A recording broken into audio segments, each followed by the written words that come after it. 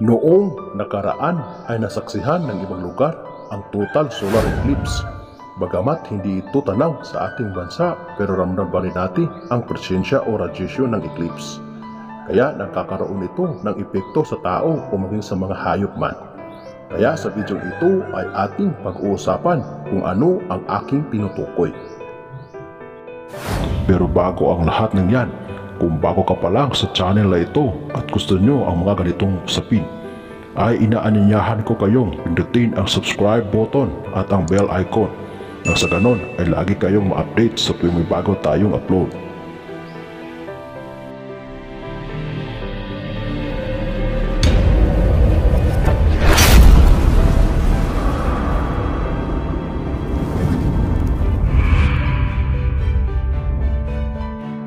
Bagamat ang iba ay di naniniwala sa mga ganitong superstitious belief, pero meron din namang mga naniniwala pa rito, lalo na kung ikaw ay nasa mga probinsyang lugar. Ayon sa mga nakakatanda na kapag nagkaroon ng solar eclipse o lunar eclipse ay dapat magtago ang mga buntis. Kung ang mga hayop naman ay buntis ay takpan ang mga kulungan nito nang sa gayon ay di ito masisinagan ng liwanag na nagmula sa eclipse.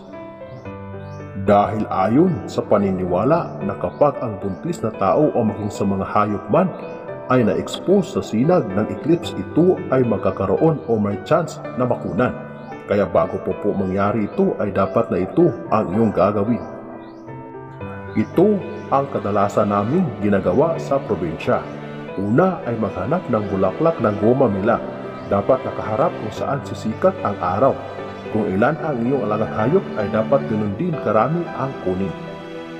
At pagkatapos ay kumuha ng timba o kahit anong pwedeng pagbabara nito.